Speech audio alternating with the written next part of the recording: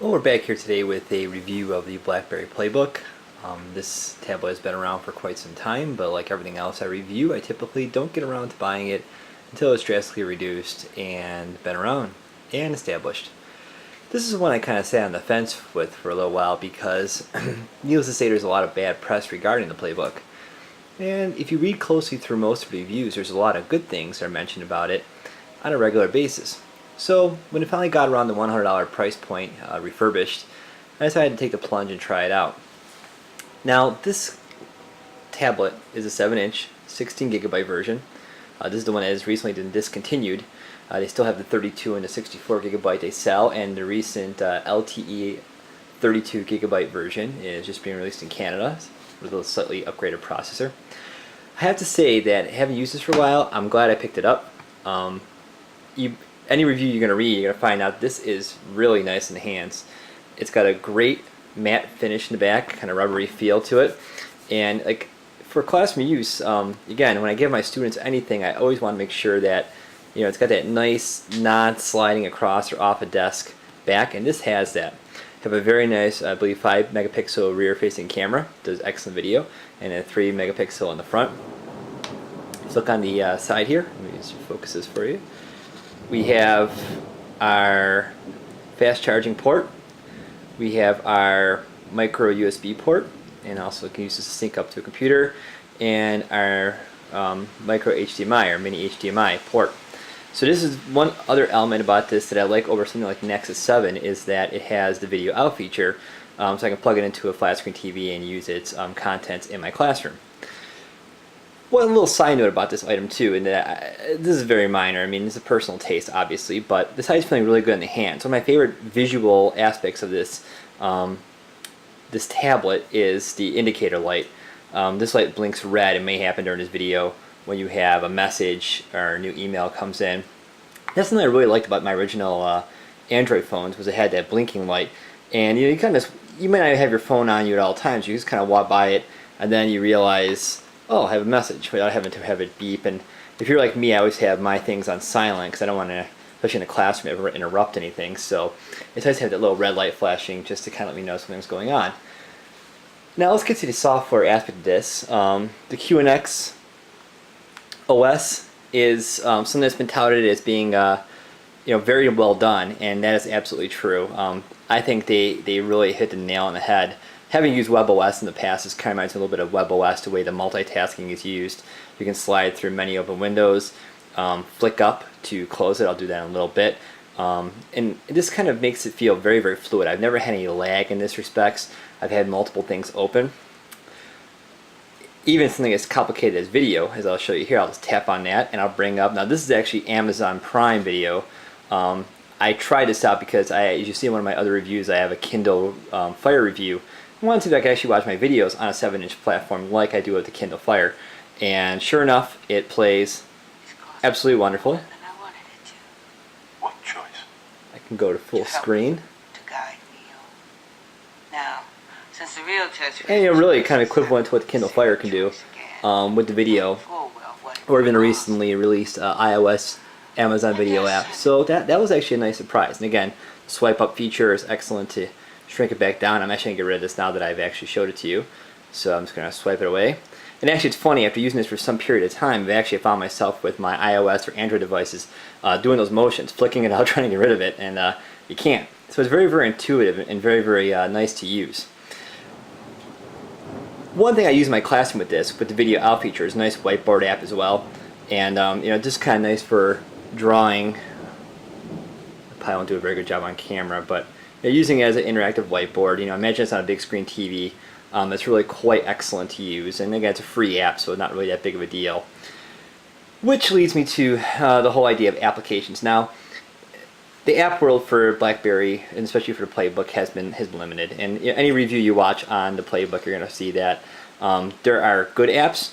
They're fairly cheap apps. I mean, a lot of the GameLoft apps are free or 99 cents. You're not going to pay a lot for the apps, but the depth isn't there. And unfortunately, that's always been a big knock of this. I don't need a lot of apps, so that's not a huge concern for me.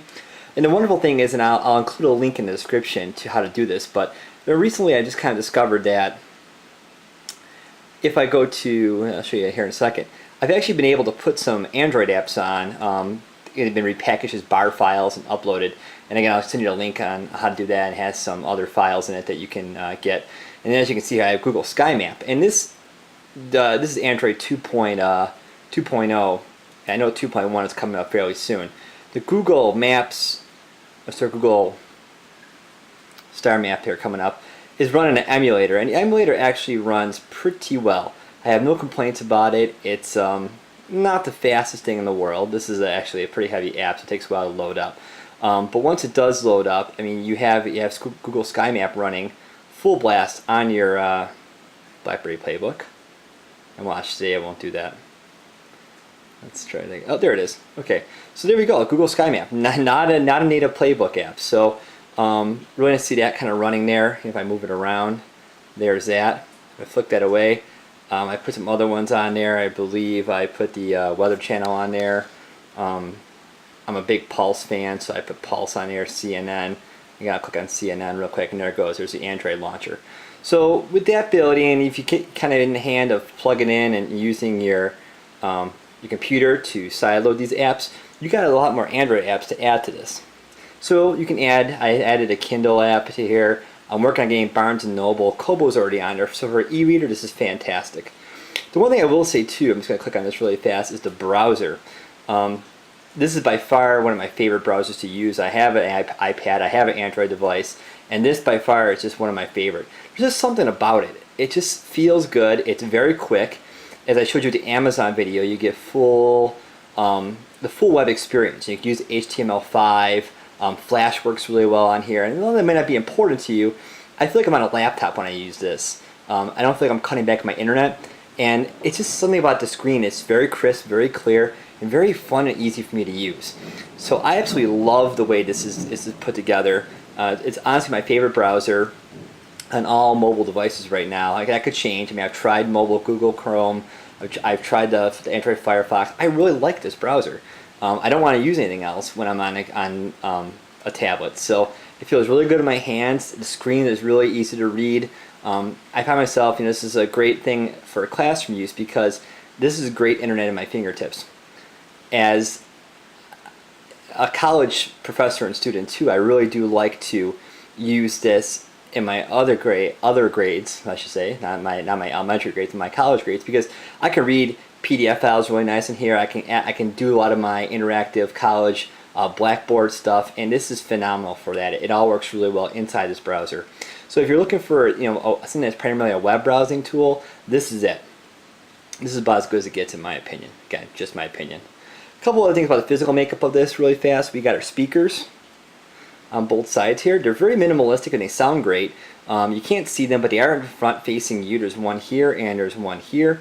And if I go on the top, there's your volume. Focus that in.